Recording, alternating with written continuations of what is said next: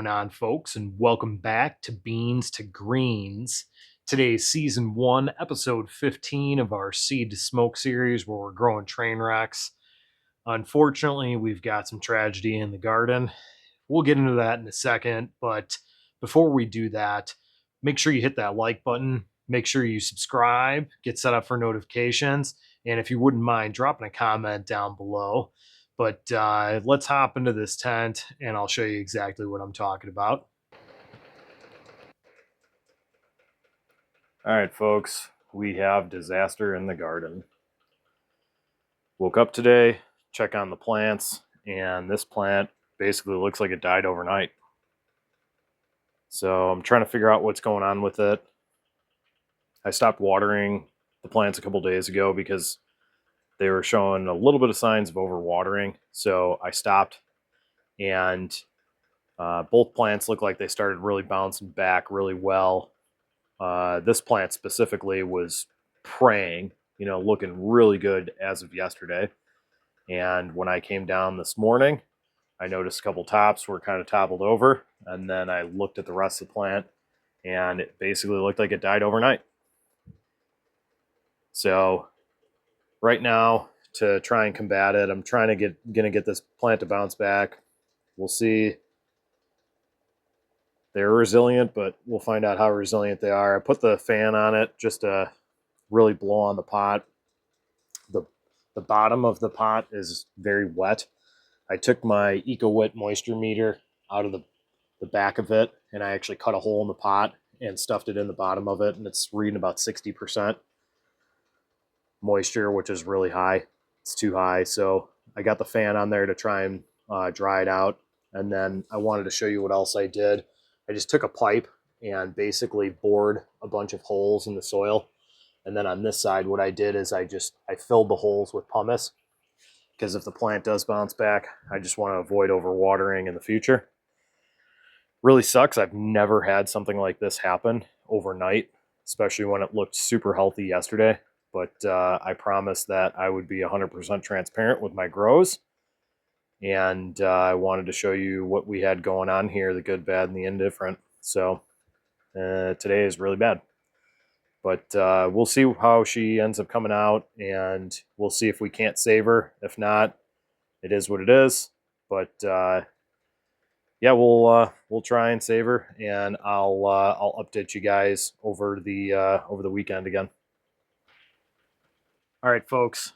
So we are back here in the flower tent. I'm sure you've already noticed, but we are missing a plant. Unfortunately, it died. Tragedy struck earlier this week, and it basically just died overnight.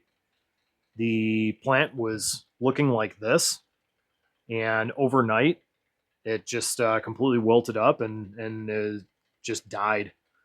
Most bizarre thing I've ever had happen. I've never dealt with something like this before. If you have, please drop in the comments below. What do you feel led to it?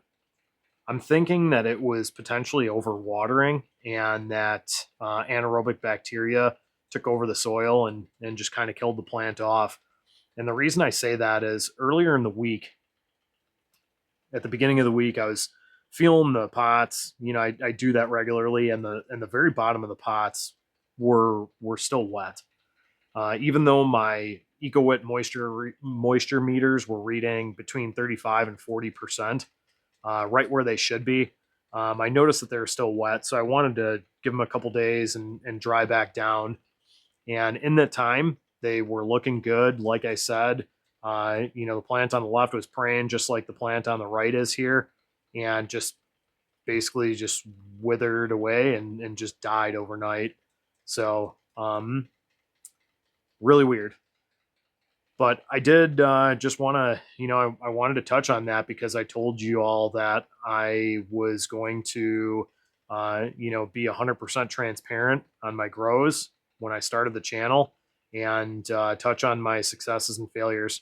I've had a lot of successes, but unfortunately, you run into some failures as a gardener, and this is the way that you learn from it, is dealing with those failures.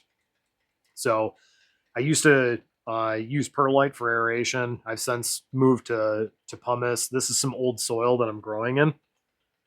So again, I've since moved over to pumice. I'm going to obviously mix up some new soil. I'm using bigger pots now. I'm using 25-gallon pots.